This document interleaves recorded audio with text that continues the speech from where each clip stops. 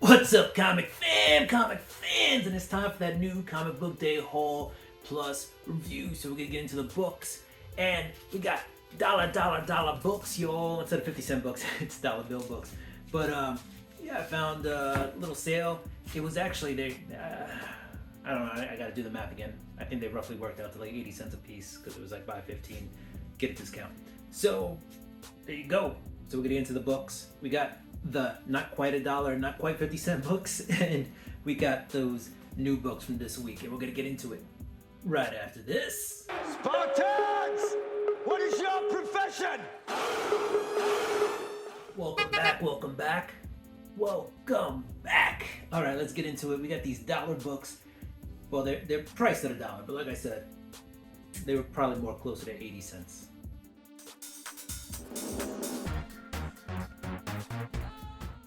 Let's call them 75-cent books. Right? Not quite 50, not quite $1. But you'll see why I picked them up. They were all bagged and boarded. So right there, that's like 40 cents worth of value, right? 25 cents? I don't know. But let's get into the books. This is from The War of the Realms, Uncanny X-Men #1, a Matthew Rosenberg book. Picked this up for a friend, basically because it has magic, and they like magic. They like a lot of the old X-Force characters. So, New Mutants. So, you got Wolfsbane. But here you go. This is Uncanny X-Men from, again, War of the Realms. Here's another dollar book. We got 8 Billion Genies, right? #1, Charles Soule, Ryan Brown. That was in there. And then the Jenny Frison #1 was in there. So we picked that up for $1. Dark Blood #1, which was an indie that came out a while ago. Picked that up. You never know, for $1, these indie books. Try to find the next Walking Dead. We have Apache Delivery Service. This is Matt Kent book. Got that for autograph purposes, but also it's a good book. Proctor Valley Road 4 and 5. I read Proctor Valley Road and I finished it online, but I never actually got the physical copies of 4 and 5. So now I have 1, 2, 3, 4, 5. Finished that. We got Dead Lucky #1. It's a pretty good series. Crossed Bear #1, a new indie that came out. And just in case I didn't show that long enough.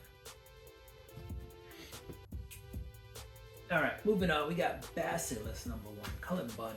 This dude's just pumping out books left and right. So, that's Cullen Bunn. I think he has some deal too to get some stuff, at least option. We'll see.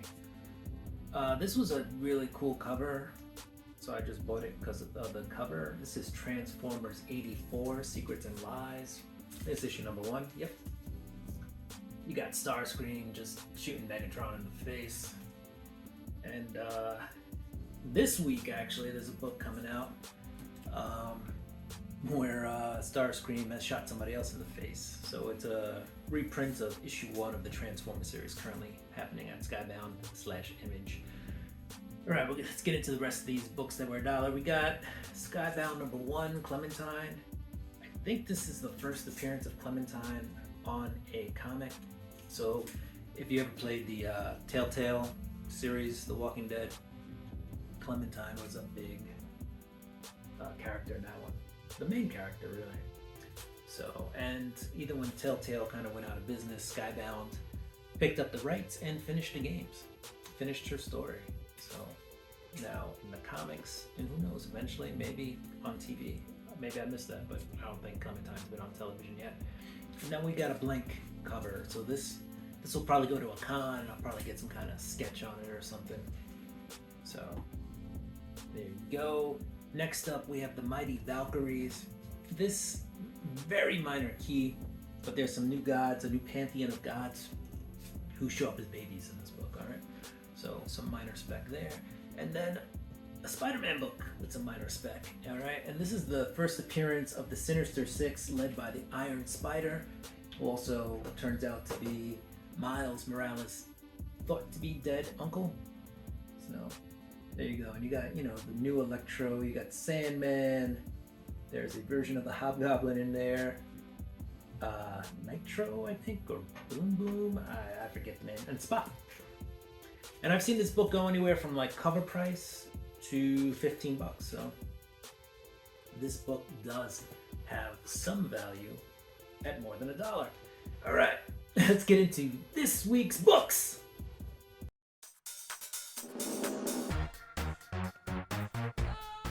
Here we go. Captain Marvel #1. I enjoyed it. Really good entry into the series. Okay, I liked it a lot better than the Sensational She-Hulk, which came out the previous week. This one has a lot more action. All right, you're actually getting a lot of superhero fights. You're getting Captain Marvel kicking some butt, and there's a big death in here, like a gruesome death. All right, so yeah, check it out. Next up, we have the Amazing Spider-Man #36. All right, I haven't figured it out. We're starting with Marvel here. Wreck Rap makes a return.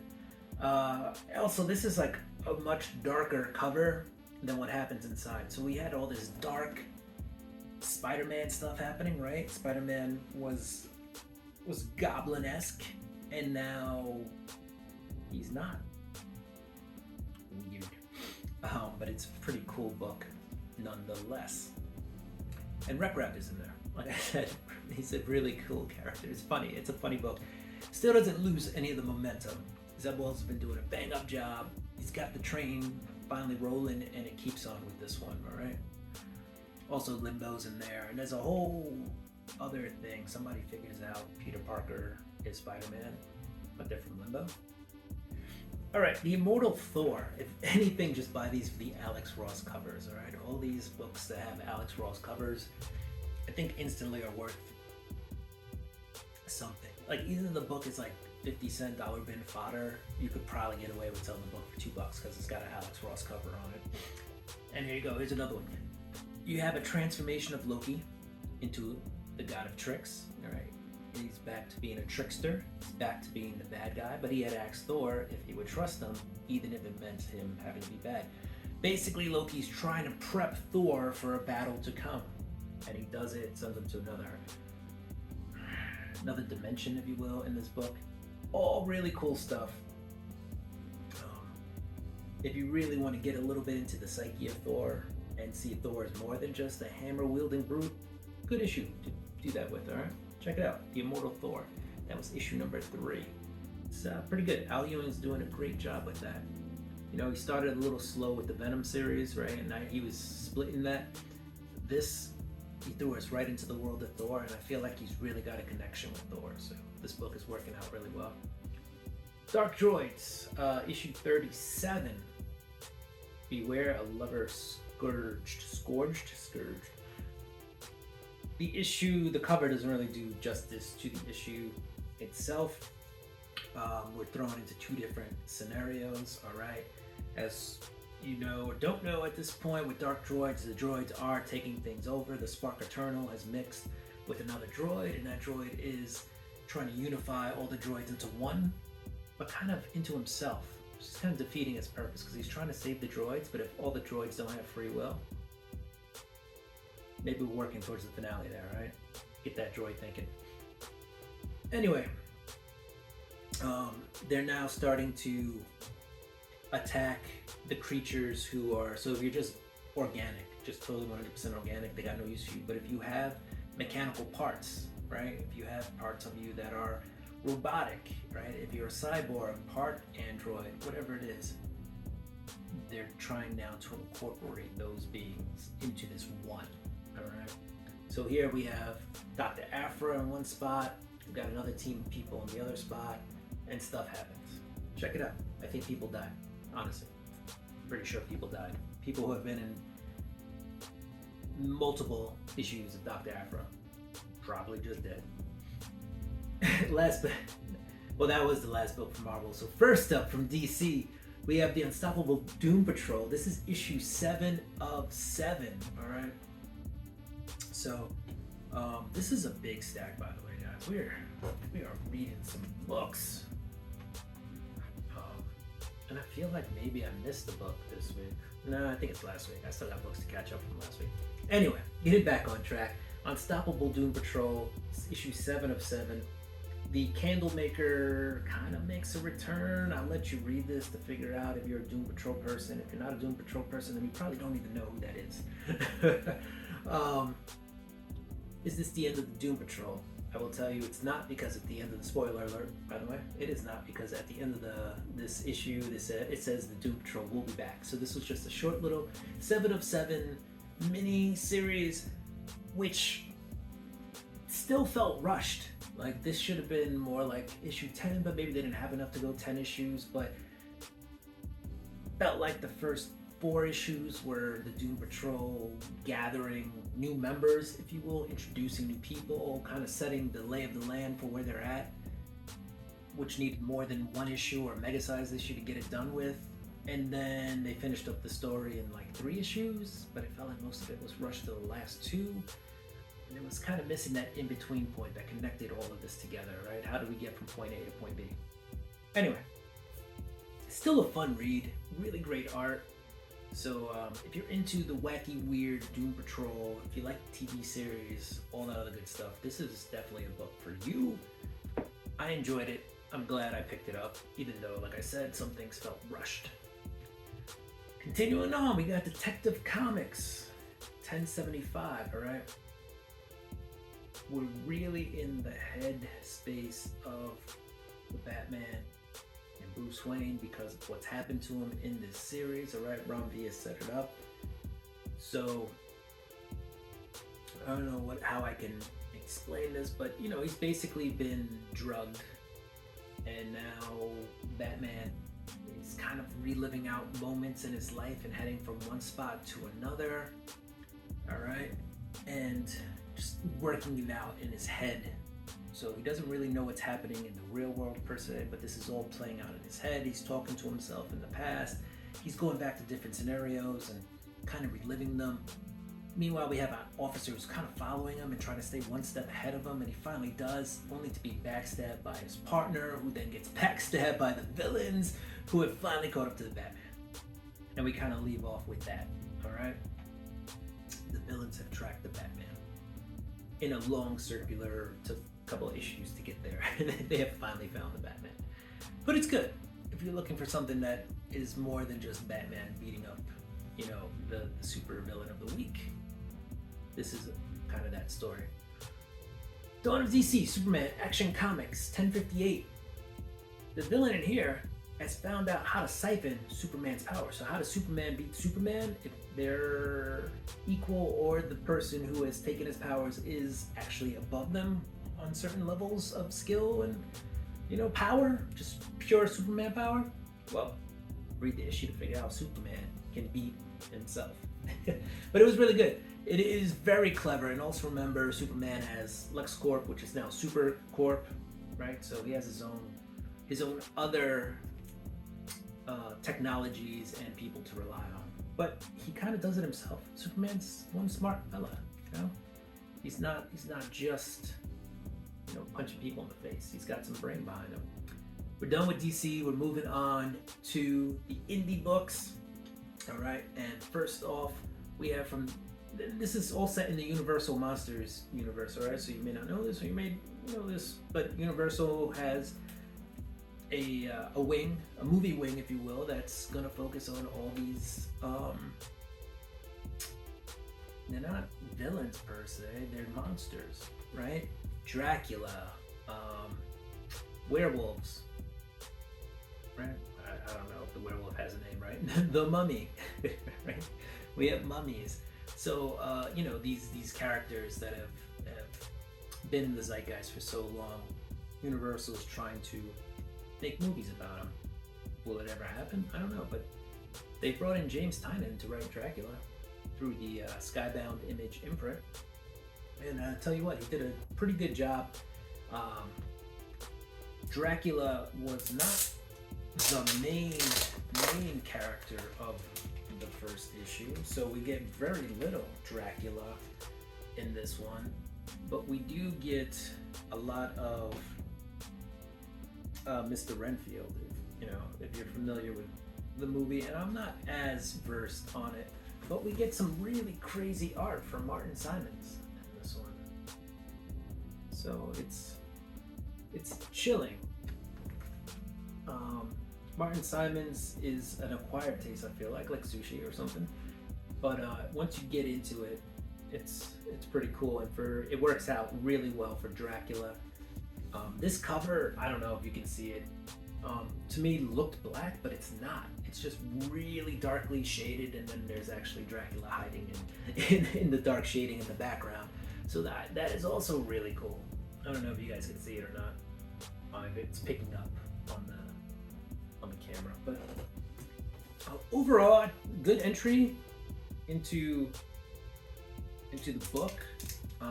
Kind of has to stay within like what is already set for the movie universe, but I think James Tynion, and this is my opinion because I'm not versed with all the Dracula films, does a good job of making it his while still keeping within the guidelines that are set for Dracula.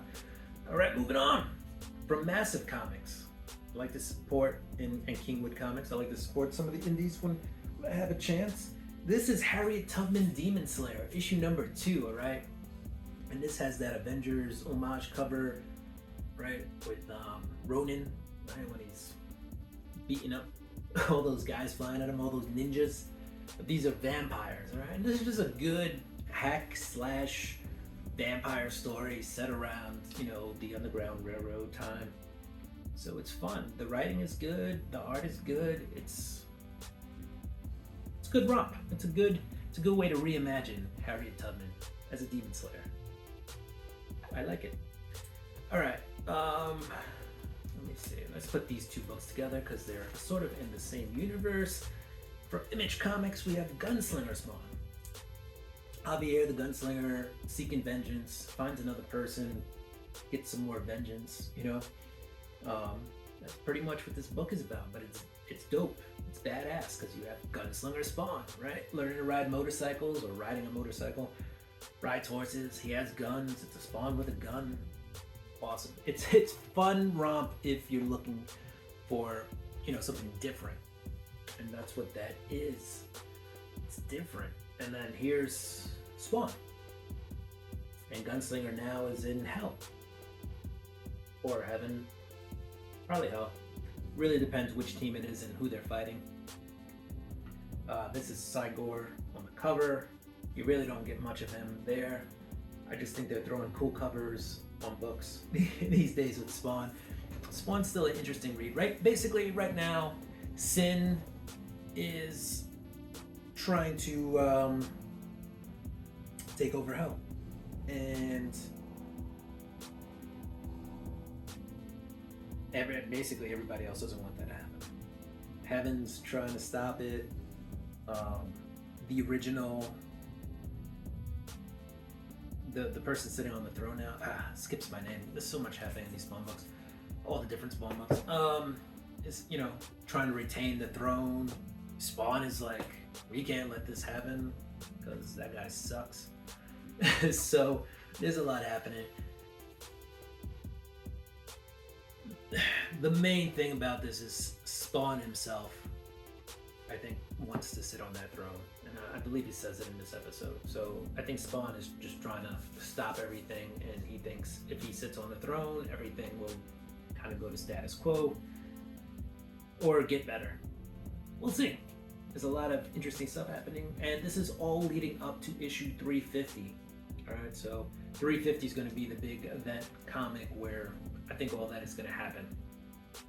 All right, so that's Spawn. Next up, we have Firepower number 28. This is an interesting issue. A lot happens in here, but it's told, the storytelling is told in a way that is, you just know it's not going to end well. So it's told through the son, right? So it's Firepower, the whole family. There's a son, a daughter, a wife.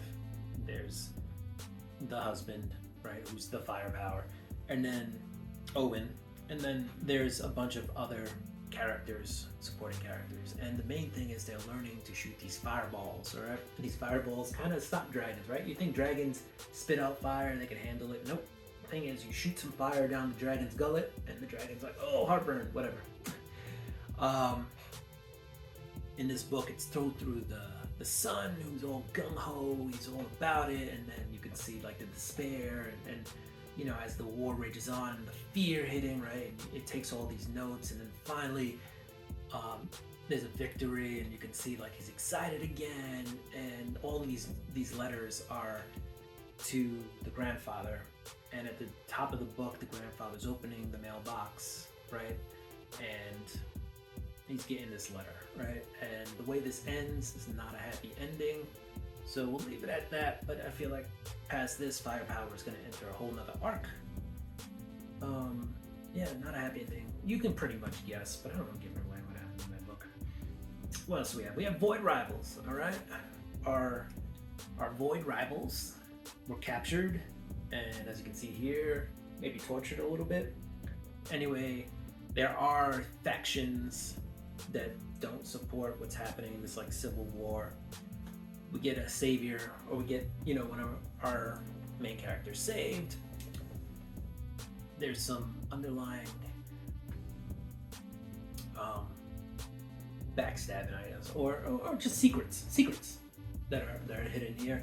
Plus, we get, if you like Transformers G1 and you liked the Transformers movie, you know, the one from the 80s, is that 80, 84, 86? I forget. Anyway, if you like that original Transformers movie, the one where a bunch of Transformers just die off the bat, spoiler if you haven't seen it, but it's from the 80s. Just go watch it. You should have seen it by now if you're a Transformers fan. We're getting a lot of the characters from that movie in this book. So definitely check out the movie if you're going to be reading Void Rivals. It will help to fill some gaps, all right? Don't want to give away anything else in there except to say that our heroes seem to be, they're going to follow a new path and basically maybe liberate some people. We'll see. I'm thinking too far ahead, but Void Rivals, pretty good book. Happens in the Energon universe, the same universe with Transformers and G.I. Joe. This is more galactic in scope, and then G.I. Joe and Transformers. Primarily G.I. Joe and Cobra Commander and Duke. Those books are going to be on Earth. Transformers, basically on Earth with some connection to the galaxy, and then Void Rivals is the galaxy with possibly some connection back to that. All right. Last but not least, we have Something Is Killing the Children. Jessica Slaughter is trying to kill one of the biggest monsters, obscure type she's ever tried. In the same time, we have this character Cutter here, who's snapped, gone psycho. They sent the House of Georgia sent Cutter to stop Jessica and realize the error of the way. They let Jessica know, so now Jessica's got to fight this monster and Cutter. She's got people to protect. Things just go sideways. I had to count the number of pages in this book because the read was so quick. It went so fast. 22 pages, about which 20 to 19 actually had dialogue on it. So crazy though, crazy book, crazy things happening in here. I like Something's Killing Children. I would check it out if I were you, but to each their own, all right? But this is definitely one of the hotter books on the market. It is like I said earlier, you're looking for that next Walking Dead. This is kind of it. That's that book from Boom Studios. Something Is Killing the Children. James Tynion IV. Werther Del Edra. All right, comic fans, thank you for joining me. If you like the content, don't forget to like, subscribe, hit the notification bell. Go ahead and throw me a thumbs up and comment down below. Okay, I'm obligated to say that. There's a guy from YouTube right over there. No, I'm kidding. But thank you. So you know what? Yeah, do what you do. I'm gonna do what I do. I'm gonna get ready for next week's books. Thank you for joining me. Also, I was nominated for some CBC awards. Go ahead and check that out. I'll drop the link in the description so you can vote. Wouldn't mind a vote here or there. And I think that's about it. So, peace.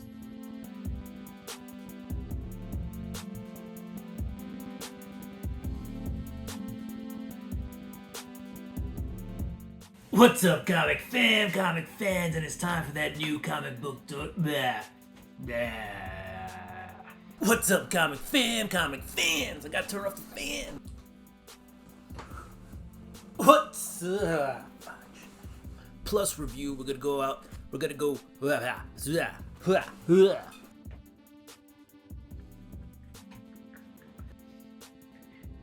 Couple comments.